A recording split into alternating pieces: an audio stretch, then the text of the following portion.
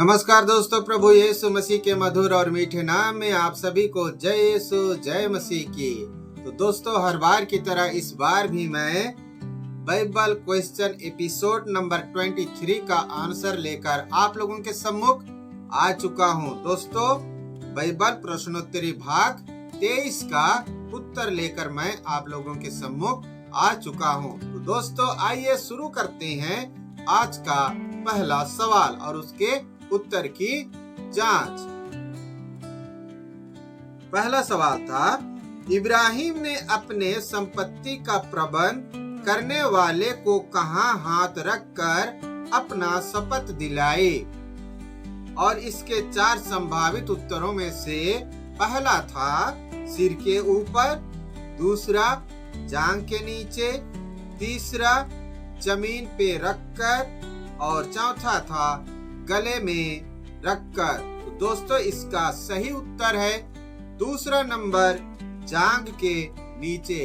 प्यारे मसीही भाई और बहनों, जब इसहाक बड़ा हो गया, शादी करने के लायक हो गया, तब इब्राहिम ने अपने बेटे इसहाक के लिए बहू लाने का विचार किया और उसने अपने जो संपत्ति का प्रबंध करता था उसको कहा कि तुम देखते हो कि मेरा बेटा अब विवाह करने के योग्य हो गया है, इसलिए तुम उसके लिए हमारी जाति बिरादरी की ही कन्या को उससे शादी करोगे और तुम ये कसम खाओ और तुम कहाँ जाओ, मेरे पूर्वजों के देश में जाओ, उनके नगरों में जाओ और वहाँ से हमारी जाति बिरादरी की लड़की को मेरे बेटे के लिए बहू बनाकर ले आना। और दोस्तों, उसने कहा था कि मेरे जांघ के नीचे अपना हाथ रखकर कसम खाओ कि मैंने जो कहा है वही तुम करोगे। और दोस्तों, उस संपत्ति प्रबंधक ने कहा था कि स्वामी, जब मुझे उस प्रकार की कोई कन्या नहीं मिलेगी तो मैं क्या करूंगा? तब इब्राहिम ने कहा था कि तुम अपने इस कसम से, इस वादे से मुक्त हो जाओगे। तो दोस्तों, उम्मीद है आप लोगों को पहले सवाल का अर्थ उसकी व्याख्या के साथ में मिल गया है। अब आते हैं दूसरे सवाल की ओर। दूसरा सवाल था, यीशु ने मत्ती से क्या कहा? और इसके संभावित उत्तरों में से पहला था, अपना काम छोड़ दो, दूसरा मेरा कर माफ कर दो, तीसरा मेरे पीछे चले आओ और चौथा था यह मत करो। तो दोस्तों, इसका सही उत्तर है तीसरा नंबर और वह है मेरे पीछे चले आओ। दोस्तों, आप सभी लोग जानते हैं कि संत मत्ती, हमारा जो बाइबल में नया जो विधान है या न्यू टेस्टमनी है, उसमें सबसे पहला जो है वो संत मत्ती का ही अध्याय है। और दोस्तों, संत मत्ती मंदिर में उसके गेट में बैठकर कर लिया करता था, चुंगी लिया करता था। और एक दिन हमारे यीशु मसीह भी जब मंदिर गए, तब उन्होंने मत्ती को देखा कि वो ऊंचे सिंहासन पर बैठकर कर ले रहे, चुंगी मांग रहे हैं। तब हमारे प्रभु यीशु मसीह ने कहा कि तुम मेरे पीछे चले आओ। लेकिन पहली बार के पुकार में मत्ती यीशु के पीछे नहीं गया।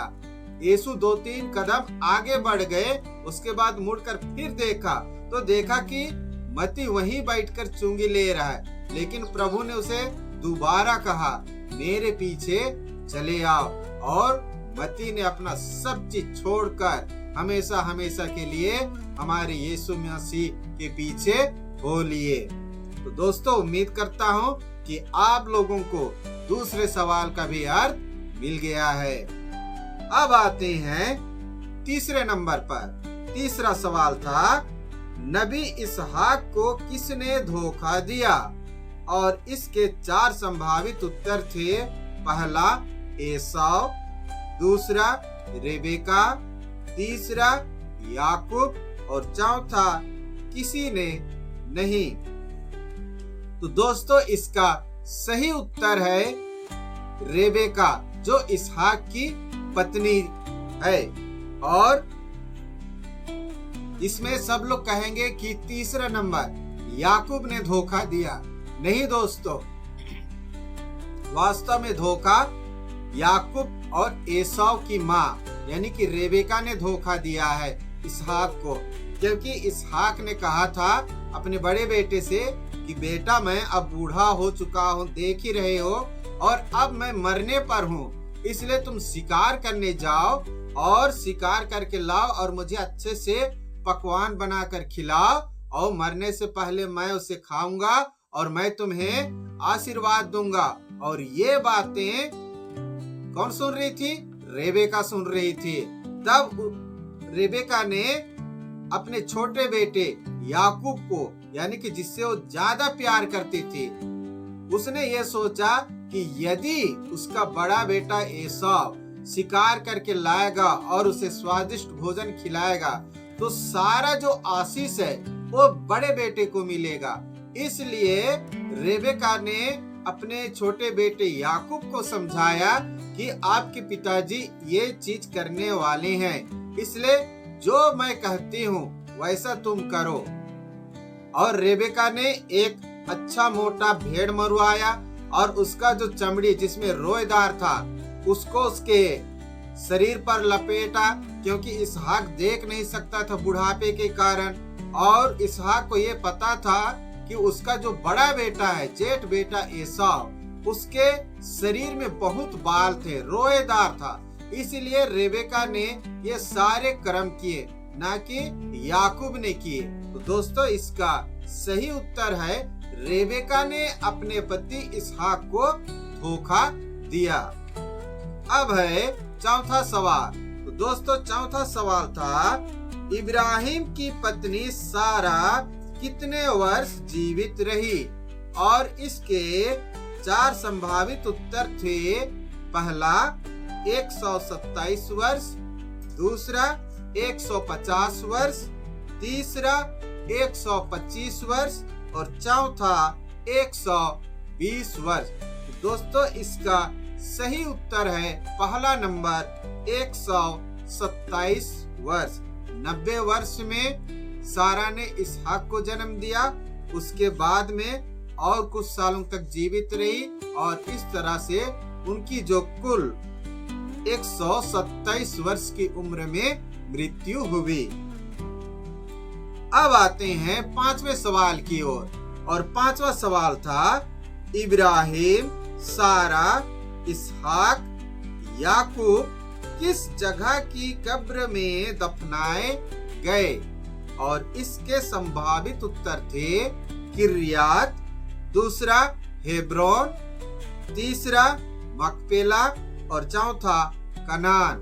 तो दोस्तों, इसका सही उत्तर है मकपेला। पहाड़ की गुफाओं में नबी इब्राहिम, सारा, इसहाक और याकूब को दफनाया गया। दोस्तों, जब सारा की मृत्यु हुई तब इब्राहिम ने इस जगह को चांदी के सिक्कों से हमेशा हमेशा के लिए खरीदा था, जबकि वहाँ के लोग इब्राहिम को उसे मुफ्त में देना चाहते थे, लेकिन इब्राहिम ने उस जगह की कीमत अदा किया। अब आते हैं 6वें सवाल की ओर। 6वां सवाल था प्रभु तो आत्मा है और जहाँ प्रभु की आत्मा है वहाँ स्वतंत्रता है।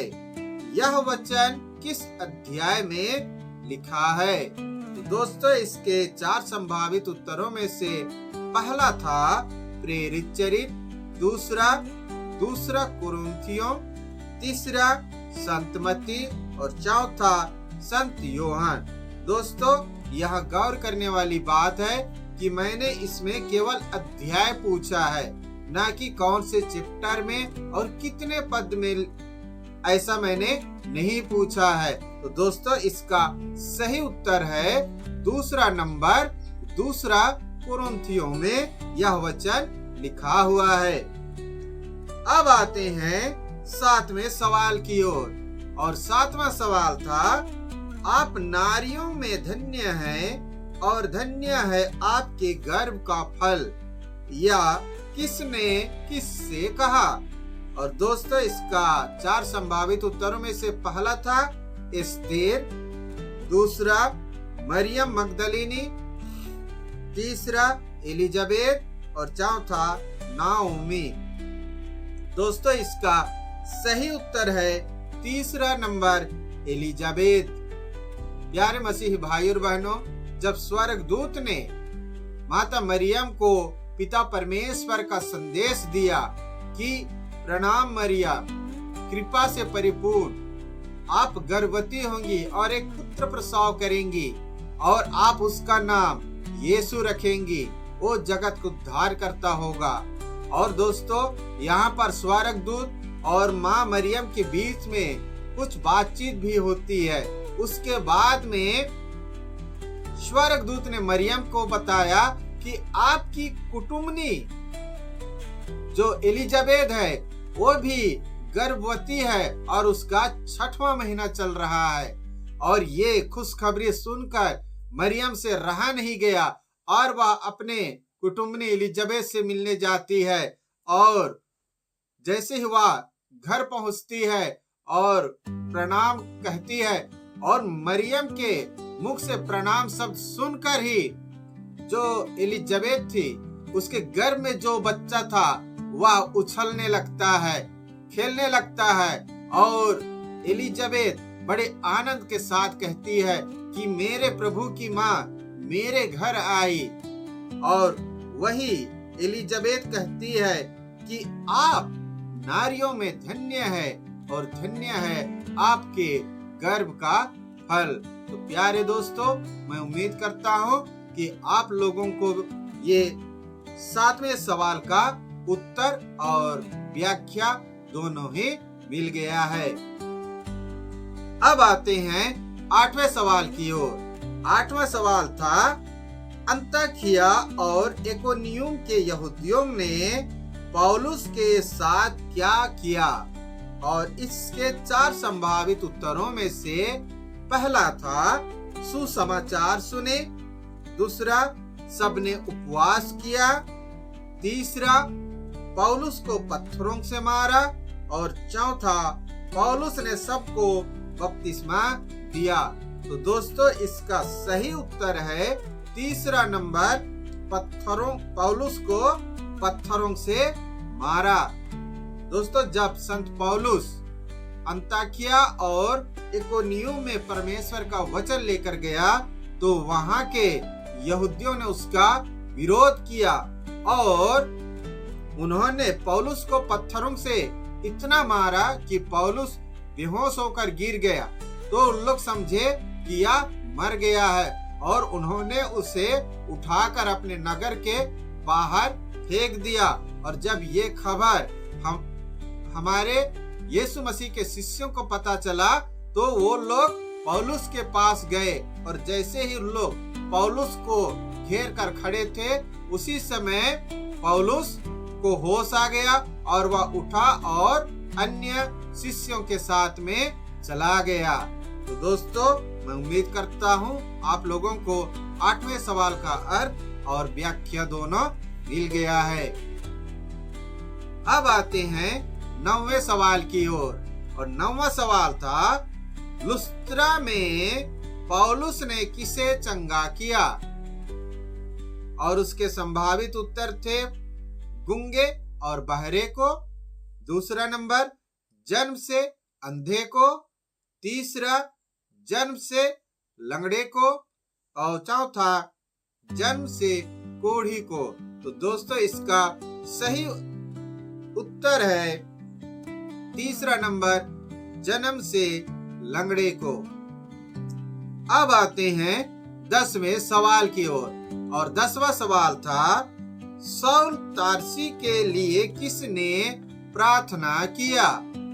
और इसके संभावित उत्तर थे पहला अंद्रियास, दूसरा अनानियास, तीसरा योहन और चौथा पौलुस।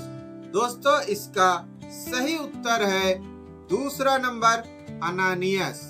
और दोस्तों यहाँ पर सवाल को जरा ध्यान से सुनिए। शाऊल तारसी के लिए किसने प्रार्थना किया? दोस्तों सौल किसका नाम है? पौलुस। पौलुस को ही पहले सौल के नाम से जाना जाता था, लेकिन यह सौल अपने उच्च अधिकारियों से अधिकार पत्र लेकर, है ना, आज्ञा पत्र लेकर कहाँ जा रहा था? प्रभु के लोगों को सताने के लिए दमिश्क जा रहा था। लेकिन उसी दमिश्क रास्ते में हमारे यीशु ने उसे दर्शन दिया और उस समय सौल क्या हो गया था? अंधा हो गया था। वह 3 दिन तक अंधा बना रहा। लेकिन परमेश्वर ने अनानियास, जो कि वहां पर नबी था, उसे दर्शन देकर कहता है, अनानियास उठो, उस सीधी वाली गली में जाओ, वहां सौल तारसी है, उसके लिए तुम जाकर क्या करो? प्रार्थना करो। लेकिन अनानियास ने कहा था, प्रभु जब मैं उसके पास जाऊंगा तब वह मुझे मार डालेगा। क्यों? क्योंकि वह तो आपका विरोधी है। लेकिन हमारे परमेश्वर ने कहा, मैंने उसे अपने लिए चुन लिया है।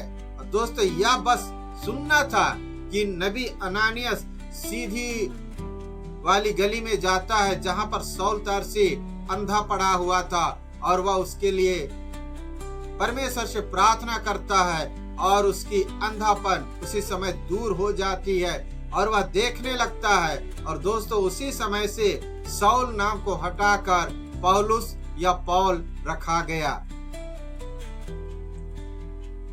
तो दोस्तों आप लोगों को 10वें सवाल का अर्थ और उसकी व्याख्या दोनों ही मिल गया है। और अब आते हैं 11वें सवाल की ओर। और 11वां सवाल था, जब वे जल से बाहर निकले तब स्वर्गदूत किसे उठा ले गया? और इसके संभावित उत्तरों में से पहला था फिलिप को, दूसरा खोजा को, तीसरा फिलिप और खोजा दोनों को, और चौथा था किसी को नहीं। तो दोस्तों इसका सही उत्तर है फिलिप को, पहला नंबर। दोस्तों खोजा अपने नौकरों के साथ कहीं जा रहा था और वो नबी यशायाह का पत्र को पढ़ रहा था। लेकिन स्वर्गदूत ने फिलिप को दर्शन देकर कहता है कि फलने रास्ते पर जाओ, वहां तुम्हें कोई मिलेगा। और फिलिप जाकर देखता है कि ये खोजा परमेश्वर के वचनों को पढ़ रहा है, पढ़ तो रहा है लेकिन समझ नहीं पा रहा था। फिलिप उनके साथ हो जाता है बिल्कुल उसी जगह पर जहां पर खोजा को कंधे में ढोकर ले जाया जा रहा था। और फिलिप कहता है कि क्या तुम जिसे पढ़ रही हो या जिसे तुम पढ़ रहे हो, क्या तुम उसे समझते हो? बस इतना ही सुनना था कि खोजा ने कहा, अपने जो सवारी ढोने वाले थे उनसे कहा, रुको इसे भी ऊपर बैठा लो। और फिलिप उनके साथ ऊपर में बैठा और पूरे रास्ते में उसने परमेश्वर के वचन को खोजा को यानी कि किन्नर को बताने लगा, समझाने लगा। और किन्नर ने परमेश्वर के ऊपर विश्वास किया।